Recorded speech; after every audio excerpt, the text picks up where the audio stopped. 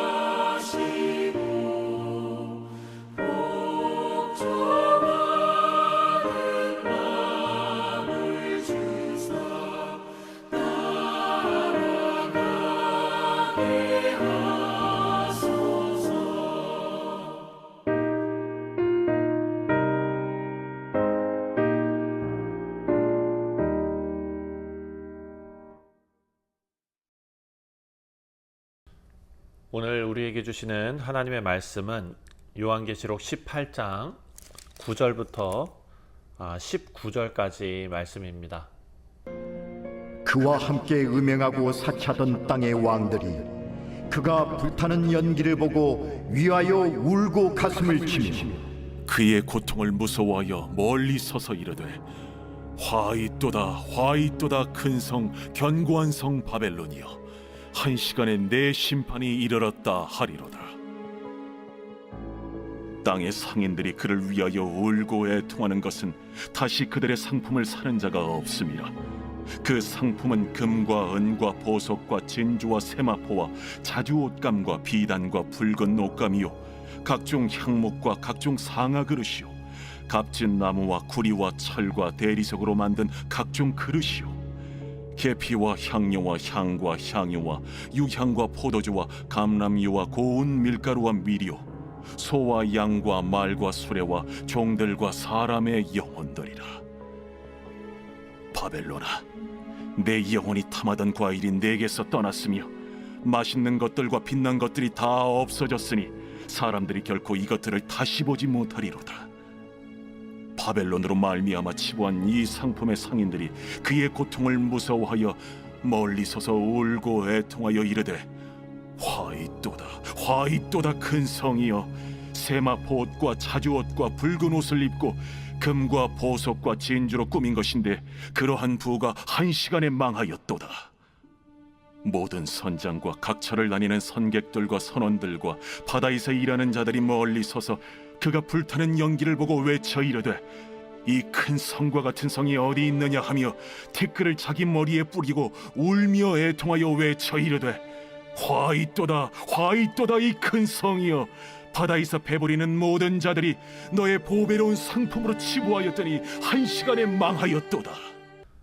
네, 사랑하는 성도님들, 우리가 17장 말씀을 통해서 큰 음녀 바벨론, 어찌 보면 하나님의 그 통치에 반하는 세상의 정치 체계와 그리고 세상의 타락한 체제를 상징하는 그런 표현이죠. 큰 음녀 바벨론. 이 성읍의 종교적으로 또 정치적인 타락과 이들이 어떻게 멸망하는지를 17장을 통해서 우리가 살펴봤습니다. 그리고 이제 18장에 들어와서 요한이 그리고 말씀이 우리에게 안내하는 그 초점은 바로 이 바벨론의 정치적인 붕괴입니다. 다시 말해서 바벨론의 정치적, 경제적 붕괴, 이쪽으로 시선을 옮겨가고 있습니다. 자, 오늘 우리가 함께 나눌 9절부터 19절까지의 내용을 보면 세상 사람들이 바벨론의 멸망 앞에서 어떻게 반응하는지가 나옵니다. 참 인상적인 장면이 나오는데요. 하나님의 심판이 임했는데 사람들은 회개하지 않고 그저 애통하고만 있습니다. 그런데 이것이 죄에 대한 슬픔으로서 회개하는 애통이 아니라 자기가 지금까지 가지고 있던 부와 권력과 자신의 이익을 지금 이제 다 상실하는 그런 상황에 대한 슬픔입니다. 다시 말해 넋두리죠. 사랑하는 성도님들, 이 본문 통해서 우리는 우리 자신들을 되돌아보면서 나는 무엇 때문에 애통하고 있는가? 지금 내가 붙잡고 있는 영광이 무너질 때 나의 존재가 함께 무너지는 것인가? 우리는 우리 자신을 돌아보게 할 수 있는 그런 말씀으로 받기를 원합니다. 첫 번째로 오늘 본문 말씀을 보면 세상 권력자들이 애통하는 모습이 나옵니다. 9절부터 10절까지의 내용을 보면 9절부터 10절입니다. 9절에 그와 함께 음행하고 사치하던 땅의 왕들이 그가 불타는 연기를 보고 위하여 울고 가슴을 치며 그렇게 말합니다. 자, 세상 나라들의 왕들, 다시 말해서 정치적인 권력자들, 이들이 음녀 바벨론과 함께 음행하고 사치하고 자기 배를 불렸던 사람들입니다. 그런데 그들은 바벨론을 통해 권력을 나누고 부를 얻고 쾌락을 즐겼습니다. 이제 그 바벨론이 다 불타고 있습니다. 왕들은 가까이 가지도 못하고 멀리서 여기 보니까 그 연기를 보면서 울고 가슴을 쳤다라고 말합니다. 여러분, 왜 가까이 가지 못합니까? 왜 멀리서 봅니까? 함께 심판받을까 봐 두려웠기 때문이죠. 그들은 바벨론과 한 몸처럼 살았습니다. 하지만 막상 심판이 임하니까 함께 불에 타지 않으려고 애를 쓰며 거리를 둡니다. 하지만 그들이 애통하는 것, 앞에서도 말씀드렸지만 하나님 앞에서 회개하는 것이 아니라 자신의 손에 더 이상 어떤 이익이 돌아오지 않게 된 것에 대한 탄식이었던 것입니다. 10절 말씀에 그의 고통을 무서워하여 멀리 서서 이르되 화이또다 화이또다 큰 성 견고한 성 바벨론이여 한 시간에 내 심판이 이르렀다 하리로다. 단 한순간의 심판이 이르렀다. 단 한순간에 영광이 다 무너져 버렸다. 그들은 자신이 의지한 모든 것이 덧없던 것이었다라는 것을 깨닫습니다. 하지만 그 고백이 믿음의 탄식이 아니라 그저 절망의 고통이었을 뿐이었다라고 기록해 놓고 있습니다. 이제 상인들도 고통을 받습니다. 11절부터 17절까지의 말씀을 보면은요. 먼저 11절에 땅의 상인들이 그를 위하여 울고 애통하는 것은 다시 그들의 상품을 사는 자가 없음이라. 자, 사랑하는 성도님들, 지금 이 타락한 이런 체제 속에서 장사하던 사람들을 비추고 있습니다. 그들은 세상 속에서 귀중품을 바벨론에게 팔아왔습니다. 아까 말했던, 그리고 우리가 17장에서도 살펴봤던 금, 은, 보석, 비단, 향료, 포도주, 기름, 가축, 이런 것들 아닙니까? 심지어는 사람까지도 팔지요. 사람의 영혼까지도 파는 것입니다. 사랑하는 성도님들, 12절부터 13절까지에 나와 있는 수많은 그런 목록들, 그 상품은 금과 은과 보석과 진주와 세마포와 자주 옷감과 비단과 붉은 옷감이요, 각종 항목과 그리고 각종 상아, 그릇이요, 값진 나무와 구리와 철과 대리석으로 만든 각종 그릇이요, 여러 가지 많지 않습니까? 이것은 무엇입니까? 바로 인간의 탐욕이 만들어낸 소비의 우상 목록들입니다. 사랑하는 성도님들, 한번 잘 살펴보십시오. 우리가 접하고 있는 미디어를 통해서 우리는 내가 꼭 필요한 것 아니더라도 나의 탐심, 탐욕을, 소비 욕구를 계속해서 자극하는 그런 세상 속에서 살고 있습니다. 인간의 탐욕이 만들어낸 어떤 우상 목록입니다. 한국이 제가 잘 알지는 못하지만 어떤 하나가 유행하면은 많은 사람들이 그것을 다 따라 사는 그런 세상에 우리가 살고 있지 않습니까? 저도 그것에서 자유로울 수는 없습니다. 사랑하는 성도님들, 말씀이 우리에게 말하는 것은 이 바벨론은 단지 어떤 사치의 중심이었다라는 것이 전부가 아닙니다. 여기서 이 말씀이 우리에게 말하는 것은 사람의 영혼까지도 거래하는 세상의 중심이었다라는 것입니다. 바벨론이 무너집니다. 상인들이 가장 크게 울고 있습니다. 왜 그렇습니까? 더 이상 팔 데가 없기 때문입니다. 돈이 안 되기 때문입니다. 14절에 바벨론아, 내 영혼이 탐하던 과일이 내게 떠났으며 맛있는 것들과 빛난 것들이 다 없어졌으니 사람들이 결코 이것들을 다시 보지 못하리로다. 이렇게 말합니다. 15절은 여기에서 또 뭐라고 말합니까? 바벨론으로 말미암아 치부한 이 상품의 상인들이 그의 고통을 무서워하여 멀리 서서 울고 애통하여. 멀리 서서 울고 애통하여. 이 상인들도 아까 권력을 가진 왕들처럼 그 무너져가는, 불에 타는 그 연기 넘쳐나는 그 바벨론에 가까이 가지 않습니다. 왜? 그 고통이 자신에게도 미칠까봐 거리를 두는 것입니다. 하지만 애통합니다. 그 권력자들과 마찬가지로 애통하는 이유는 단 하나, 돈줄이 끊겼기 때문입니다. 17절에 그러나 부가 한 시간에 망하였도다. 이렇게 말합니다. 한 시간에 망하였도다. 세상의 재물, 그것은 영원하지 않습니다. 그것은 한순간에 무너지고 또 그들은 함께 재물과 함께 무너졌던 것입니다. 자, 이제 17절부터 19절까지에 보면은요, 여기 보면은 이 바다에 배를 몰고 다니는 선장들, 다시 말해서 해운업을 하는 사람들이 슬퍼하는 장면입니다. 해운업은 무엇을 의미합니까? 무역을 의미하는 것입니다. 각 나라들이 서로 사고 파는 그런 일들이지요. 17절에 그러한 부가 한 시간에 망하였도다. 모든 선장과 각처를 다니는 선객들과 선원들과 바다에서 일하는 자들이 멀리 서서. 자, 바벨론과 무역으로 연결된 그런 해운업에 종사했던 사람들이 등장하는데, 바벨론은 전 세계의 무역의 중심이었고 문화의 중심이었고 소비의 중심이었습니다. 바다를 통해서 그들은 그런 무역을 통해 재물을 얻었습니다. 부자가 되었습니다. 하지만 이제 모든 항로가 붕괴되었습니다. 18절에 그가 불타는 연기를 보고 외쳐 이르되 그 큰 성과 같은 성이 어디 있느냐 하며. 사랑하는 성도님들, 이 질문은 세상이 바벨론에 얼마나 의지했는지를 보여주는 것입니다. 저 성이 없으면 우리는 아무것도 할 수 없다.